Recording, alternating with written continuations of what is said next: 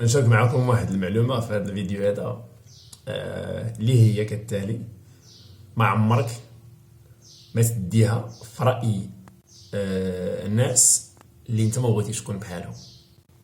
ما عمر يأثر فيك الرأي ديال الناس اللي انت ما بغيتيش تكون بحالهم. بمعنى انت الا باغي دير واحد الحاجة، ما تقولش راه فلان ولا راه يقدر يقولوا عليا ولا راه يقدروا يهضروا عليا مثلا بواحد الطريقه معينه. هادوك الناس اللي غيهضروا عليك او لا هادوك الناس اللي انت خايف من نظرتهم لداك الشيء اللي باغي دير، الا ما كنتيش انت باغي تولي بحالهم ما تسوقش ليهم. ان حنا في المغرب عندنا واحد الظاهره اللي هي خايبه بزاف.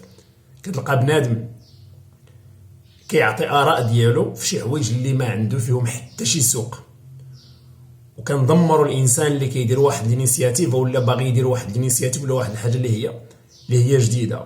دونك انت الا باغي دير واحد الحاجه وجا واحد الانسان عطاك الراي ديالو، وهذاك الانسان انت حلل واناليزي لا سيتوياسيون ديالو وشخصيته الا باغي تولي بحالو، ولا الا هذاك الانسان في المرحله في واحد المرحله اللي انت كتقول ربما ولا انا واحد النهار باغي نكون بحالو، خذ الراي ديالو بعين الاعتبار. ولكن الا كان هذاك الانسان اللي عاطيك هذاك الراي هو اصلا براسو فاشل وما داير والو في حياته وما مطفرو وكيقيل فقط نهار ومطر وهو كيهضر في عباد الله وهو عايش واحد الحياه اللي انت ما باغيش تعيشها، ما تسوقش الراي ديالو.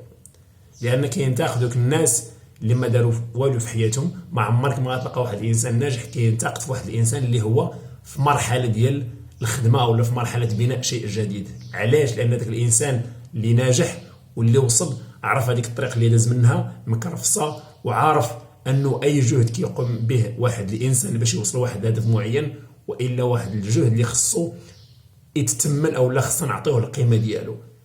دونك ما عمرك ما غتلقى انسان ناجح في حياته كينتقد ولا كيهرس ولا كينقص من قيمه واحد الانسان اللي كما تنقولوا في مرحله البناء ولا راه يفشل باش ولا خدام تيدير واحد الحاجه باش يوصل للاهداف ديالو. دائما يتم الانتقاد ديالك من طرف ناس اللي ما دايرين حتى حاجه في حياتهم وما دايرين حتى وزه في حياتهم وفاشلين وفاقدين الامل في حياتهم، والغرض ديالهم من هذاك الانتقاد هو يجروك لهذاك المستنقع اللي هما عايشين فيه.